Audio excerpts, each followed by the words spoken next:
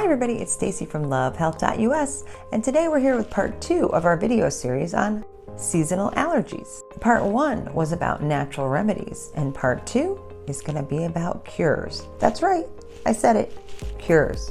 You can actually cure your allergies. Stay tuned to find out more. So according to Dr. Mercola's article that I referenced in video 1, there are a lot of things you can do to treat the symptoms of your allergies. But believe it or not, with allergies and pretty much any disease or illness that you could be suffering from, there's more to it than symptoms. Most people go to the doctor and get pills and all sorts of medicines to treat the symptoms, but what's really causing your allergies or any disease? What's at the root? A few things, but one would be gut health. 80% of your immune system is in your gut, and your body has an amazing ability to heal itself. Anytime you get a cut, it doesn't stay there forever. You don't have to go to the doctor to get it healed. It heals itself. Well, your body can do that too. But it's all about balance and figuring out what's causing your gut problems and how is that gut problem leading to inflammation, and how is that inflammation leading to allergies and disease. In Dr. Mercola's article, he mentions leaky gut syndrome and the problems that leaky gut can cause and the inflammation it can cause in your body. So when you're eating things like gluten and lectins and poor diet, lots of sugar, it starts to break down the lining of your gut. When this happens, particles of food and toxins that are undigested and shouldn't be getting into your body are going through the holes in your gut lining instead of being excreted out of your body. When you can heal your gut, then your body can get back to its job of healing itself. So how do you go about healing leaky gut? Well, it's a multifaceted approach. Number one is educate yourself. And you're doing that right now by watching this video. And I've done a lot of the work for you. On my website, I list lots of articles and lots of great experts that you can reference if you really want to go further.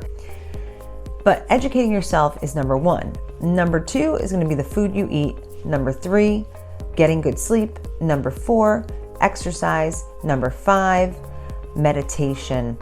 And stress relief, and not necessarily in that order.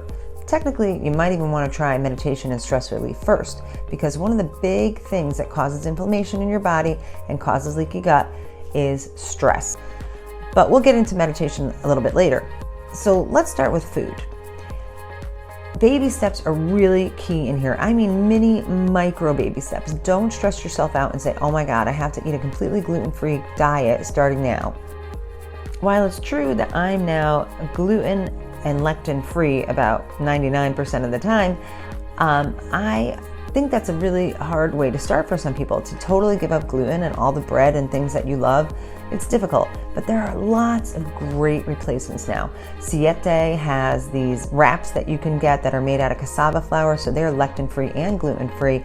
There's all sorts of gluten-free bread out there available now. Just look for other ingredients too. I would watch all the bad oils. Believe it or not, canola oil and soybean oil and vegetable oil are really not good for you.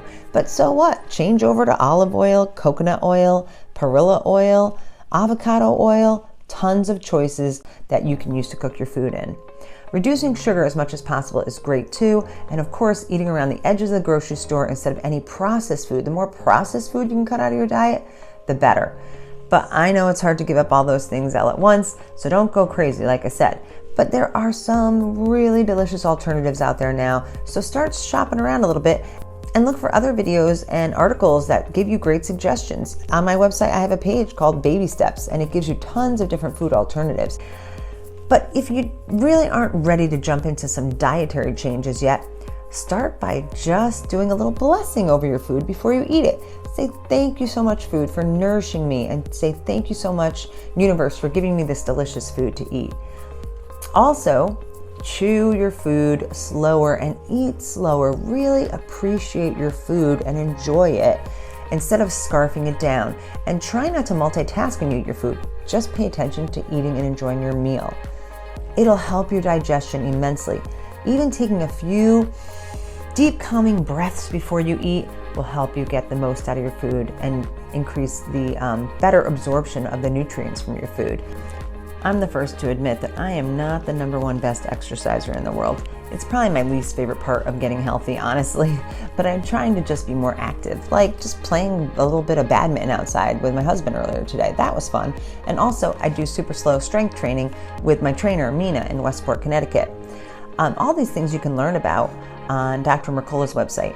I really like the nitric oxide release. You can find links for that on my website as well. And that's a Dr. Mercola video that shows you how to do a really quick 3 minutes of exercise a day.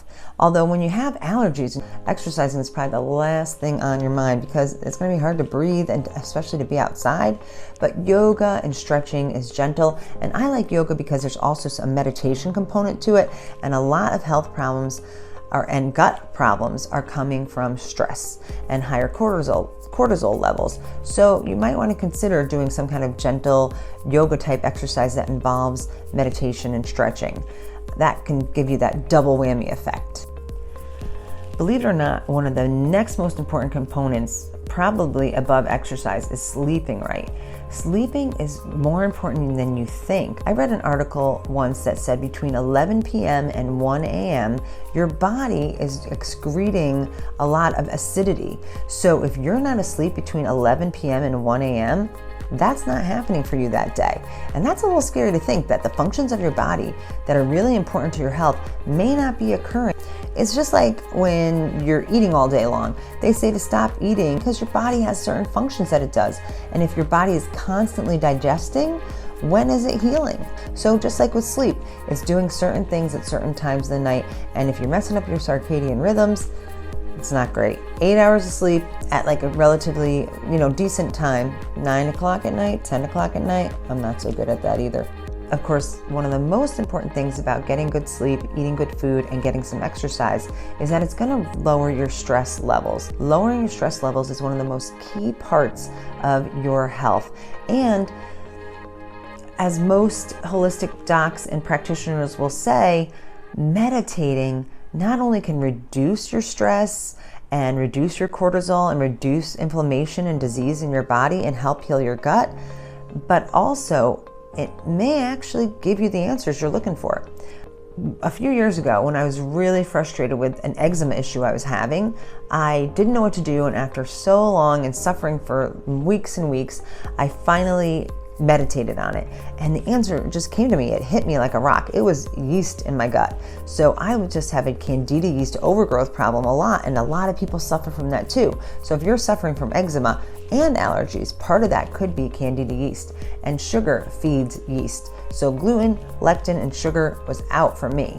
However, the fact that I was eating so healthy and trying so hard caused more stress for me. I actually started stressing out so much about the food I was eating. I was making the problem worse. And it wasn't until my holistic doc, Dr. Yanover, gave me some ashwagandha and some adrenal support supplements that I finally was able to kind of calm down, chill out. I kind of relaxed about the food, and I finally got better.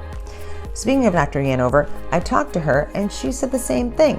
She said that really you can treat the symptoms of allergies, but you can cure them, and she has seen dramatic reductions with her patients' allergy symptoms if they're healing their gut. So it is possible, and an important part of your healing journey is to reduce your stress levels and start to meditate. How are you going to meditate? Just take a few deep breaths now and again when you're feeling stressed. When you get up in the morning, just start out with thinking of how grateful you are for things in your life, and then take some deep breaths and try to start your day out on a positive note. There's other things like Headspace app or the Calm app that people really love, and that's a great way to start as well. One of my favorites is 4-7-8 breathing. Again, I have a link to this on my website, but basically just inhale for 4 seconds, hold it for 7 seconds, and exhale for 8 seconds. Also, belly breathing. You want to breathe into your belly and let that belly come out nice and big and go back like a Buddha belly as you take these nice deep breaths to calm yourself. If you really want to cure your allergies, or for that matter, any disease, and you're really ready to start diving in, I'm going to suggest something that sounds a little strange. Sean Croxton's Quote of the Day podcast I suggested underground wellness before. That's where I started and learned so much about health. But the quote of the day, about a baby step, it's just a small, short 5 to 15 minute podcast that I listen to every single morning. It's really what you need to keep you on track. And it's really very motivating to listen to. And like I said, it just keeps you going. Detoxing your body and your life is hugely important in curing your ailments.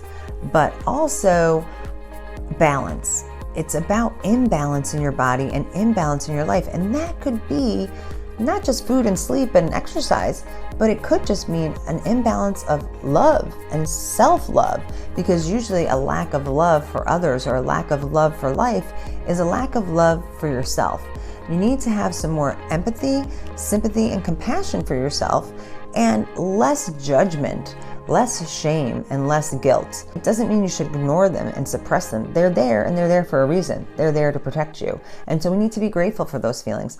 But if they're making us sick, they're out of balance. So balancing yourself spiritually and emotionally is hugely important in healing all of your health problems. So if you want to learn some really crazy, cool, magical stuff about quantum energy healing, subscribe below, because I'm going to have some interesting information for you this summer. Thanks for listening, and I'll see you next time on LoveHealth.us. Peace.